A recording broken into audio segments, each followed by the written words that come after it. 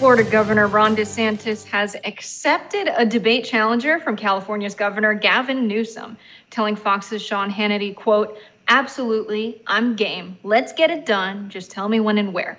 Former campaign manager for Marianne Williamson, Peter Dow, tweeted, "Newsom is getting ready. Gavin Newsom has tacit approval from Team Biden to run a shadow campaign.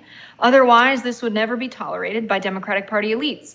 Joining me now to weigh in is host of the Sabby Sabs podcast, Sabrina Savati. Welcome back to Rising. Good morning. Thank you so much for having me on. So what do you make of those comments from Peter Dowell? I mean, I'm of the belief that it's absolutely true. That's how the Democratic Party makes decisions. That's how they boost up candidates, whether it's, Kamala Harris, who ran a campaign that was not very memorable, not very popular, and then she became the VP because she was party favorite. It's not very democratic. It sounds like Gavin Newsom is gearing up for a run. What do you make of the situation? I agree with Peter. I think Gavin Newsom has been selected considering the fact that Joe Biden's poll numbers are not as great or what the Democratic Party would like for those numbers to be. And also considering the fact that the majority of Democrat voters do not want Joe Biden to run again. So I think they're trying to find someone to kind of slide in there to replace Joe Biden, considering how voters feel, because I think the Democratic Party is afraid that they really will lose to Donald Trump. And I think this is very telling considering the information that's come out recently about Barack Obama having a private discussion with Joe Biden and telling him that Trump could win again. So I think the party is trying to do whatever they can to make sure that that doesn't happen. I honestly don't believe that Gavin Newsom is a good suggestion for this position. And I know recently in an interview with Sean Hannity, he said he is not running for president, but anything could change. And even if he were, I don't think he would admit that right now when other politicians in the Democratic Party are out there actively promoting Joe Biden. So I think behind the scenes, this is something that they're trying to make happen, but I don't think he's the right choice. Yeah, I get the sense that Gavin Newsom checks the box that a lot of voters have had for a long time, in that he's presidential, he's professional. But I think there's a larger group of voters and just citizens in our country that are sick of the typical establishment politician that is polished, that toes the party line, and is kind of a fake candidate. They really like populist rhetoric because they're sick of how elites are running the country. And I think Gavin Newsom, I would safely categorize as one of the political elites in how he speaks, in how he acts, and how he governs the state of California. And I think that really turns a lot of people off.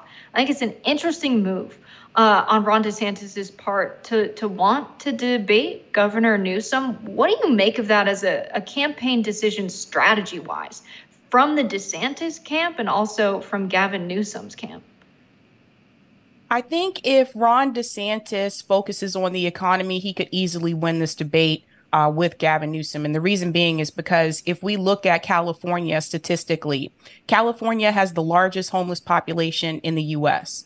California requires the highest housing wage, meaning that you need to earn $42.25 an hour to rent a two-bedroom apartment in California on average. If you look at the top 10 states that people are fleeing, California is number one. People are leaving California and they're moving to states like Texas and Arizona that's more affordable. In turn, those states are becoming more expensive because of that influx of people that are coming in. So the demand is increasing there. And then you look at the way that Gavin Newsom handled the pandemic. A lot of people in California are still not happy about the way that Gavin Newsom put restrictions on those residents in reference to the lockdowns. Meanwhile, he didn't apply those own rules to himself, which in turn led to his recall. So I think that if we're comparing states, California and Florida, if Ron DeSantis goes into that debate and focuses on the economy, I think he can easily win that debate. I think that would be interesting. I think I would like to see Fox focus that debate to economic questions. I would like to see Ron DeSantis answer for the question of insurance, like farmers insurance, leaving the state of Florida for insurance premiums to exceed 206% when it comes to property in Florida because of the frequency and severity of storms. I think both of them having to answer for their flaws in their time as governor would be useful, because we are electing someone that is going to make decisions when it comes to becoming governor. I think what I would also like to hear from both, I guess Gavin Newsom hasn't thrown his hat in the race, but I'm going to call them candidates, because it really seems like Newsom is either running this time around or is running for, becoming the vice president or a high-level cabinet position. If you're accepting a debate with someone like Ron DeSantis, you clearly have political ambitions. But I really want to see from these folks. Ron DeSantis hinted at, maybe I'll sic JFK Jr. on the FDA or CDC. We have so many positions that are appointed positions, and I think it's in the interest of our democracy if, like DeSantis has mentioned there, like Ramaswamy directly said, here's a list of Supreme Court justices I would appoint. I want to know who you're appointing to the highest level unelected positions. I think every candidate should come out with a list. I know you think a lot about how we can, reshape our country to get rid of some of this corruption from, a relatively nonpartisan lens. What do you make of that kind of approach to running for public office and us putting the pressure on them to address the, falling apart of our democracy because so many positions are appointed, not elected? Right. Well, there was actually a suggestion made a long time ago that we should actually have a say in reference to who they have as a part of their team, as part of their cabinet. Imagine if the voters, if we were able to vote and decide who would be a part of their cabinets, and we're not just voting for the president of the United States. I think that would give the people more direct democracy if we were to look at it that way. But I also want to point to the fact that I think with Ron DeSantis, I think the mistake that he's making, and I think this is why he's starting to decrease in the polls, he's not focusing on those economic issues for the most part. I think he's focusing on those culture war issues, when the number one concern that a lot of Americans have right now is the economy. So I think if he doesn't turn that around, I think he'll continue to drop in the polls. What do you make of, there's a recent poll from Reuters and Ipsos as of Thursday that over half of Republicans would not vote for Donald Trump if he was convicted of a felony. What do you think that poll and that sentiment among Republicans means for the DeSantis camp and the likelihood that it's actually worthwhile he continues in this fight and debating people like Gavin Newsom? I think that gives them a lot of hope. I do know it seems like a lot of donors are behind Ron DeSantis. I just read the other day that the Orlando Magic basketball team has also donated to Ron DeSantis. So in reference to that donor support, he definitely has that.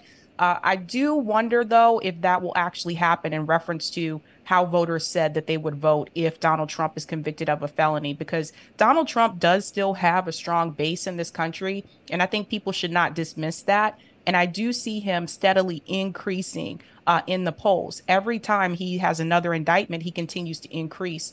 So I think that the indictments is actually helping Donald Trump. I don't think it's actually hurting him. It makes him look like a martyr, so to speak. So it'll be interesting to see, but I'm not sure if all those people that said that in that poll would actually do that come push, come shove. If Donald Trump is the nominee, I think a lot of people are going to go with their party politics and they're going to support the candidate that is the nominee. Yep, I think it's a really interesting point. When we think about polls, it's important to remember how the question was asked and how it could have been interpreted. It might not mean what we think it means. Someone could read that and think it's a felony of other sorts unrelated to the indictment charges. Thank you so much for joining us and breaking this down, Sabrina. Looking forward to talking with you again. Thank you.